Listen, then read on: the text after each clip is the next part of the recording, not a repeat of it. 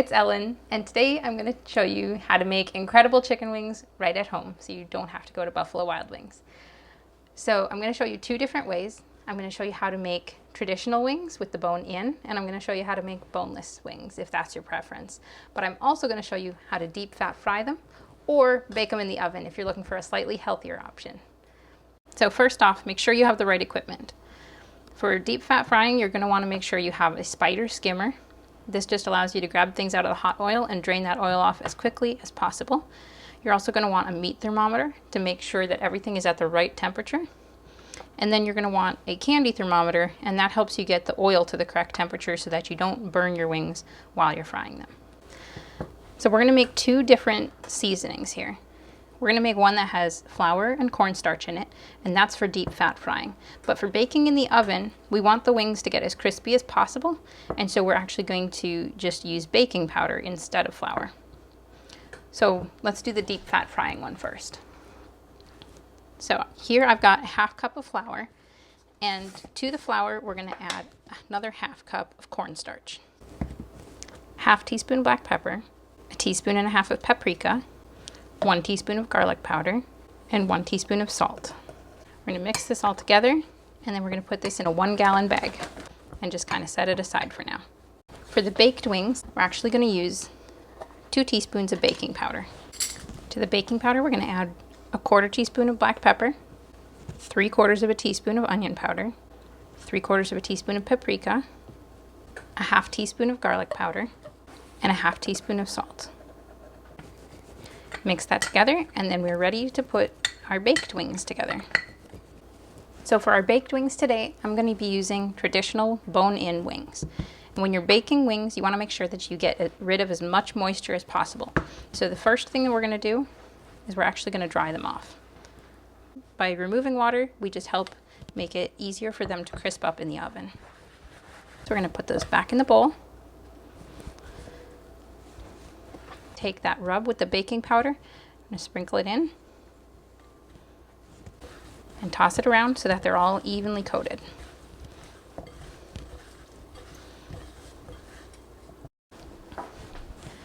Now to bake these, we want them to get hot air on all sides of them. So we're going to take a cooling rack, a heavy duty cooling rack, and put that inside of a baking sheet that has sides.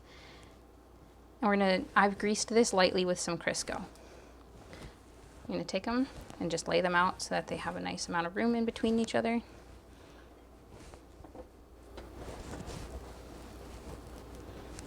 These are going to go in the oven at 425 degrees for about 20 to 30 minutes, or until a meat thermometer inserted in the thickest part of the wing comes out at 165 degrees.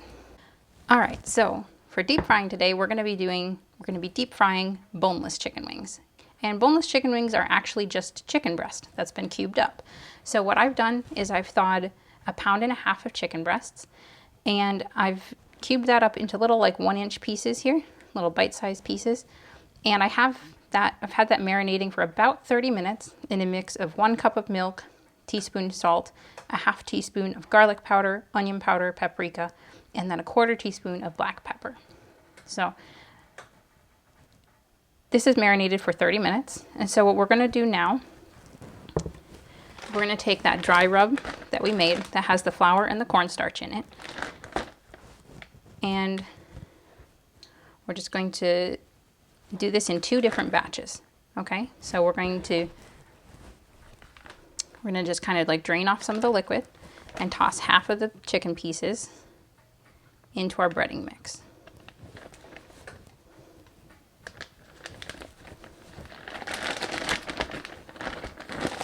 Close the bag and give it a good shake. A good way to get rid of all your pent-up frustration.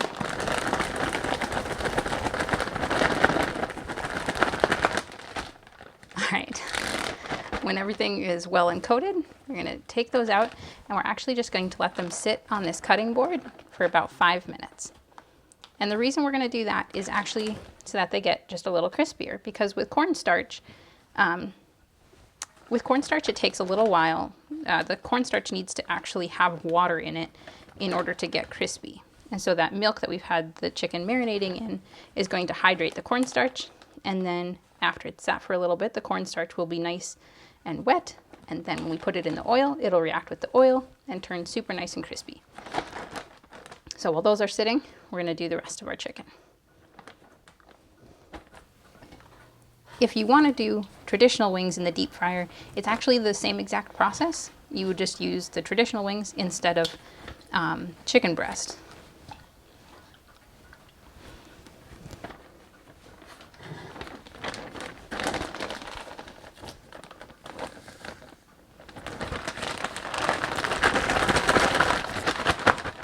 All right, we're gonna let all of those pieces sit for about 5 to 10 minutes till they get really nice, till the cornstarch gets nice and wet, and then we'll deep fry them. All right, so before you start frying, you wanna make sure that your oil is the right temperature. We're going for 350 degrees, so we're gonna stir it up just a little bit to make sure we've got the right temp. And you're gonna use your candy thermometer for this, not your meat thermometer.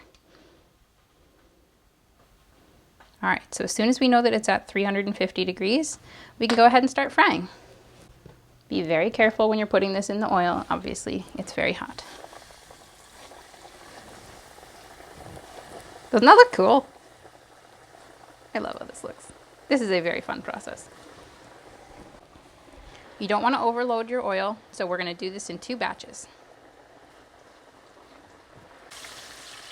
All right, so we're about 5 minutes in, and we're just going to give these a quick check to make sure that we're on the right track. We don't want to overcook them. So you're going to find a nice thick one and stick your meat thermometer partway in, and then just wait, because we want to reach 165. This one is actually right there. All right, we can take them out. So we're going to put them over here on some paper towels that I've laid out, just so that they can drain a little bit of oil.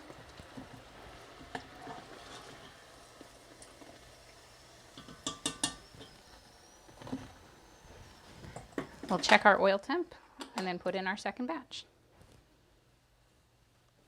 All right, so now that everything is fried, the last part is the sauce. So we're gonna toss, depending on how many sauces you want to do, you can do this in batches, but I'm addicted to buffalo sauce, so we're going to be using some Frank's.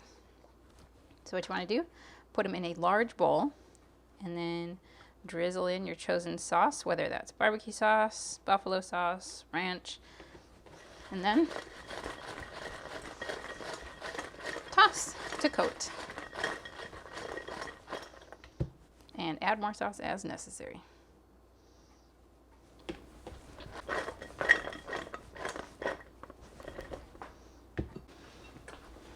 All right, next up are those boneless, or the traditional baked wings.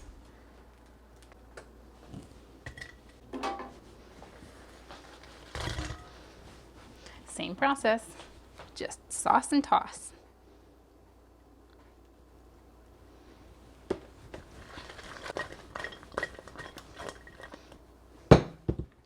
Don't those look incredible?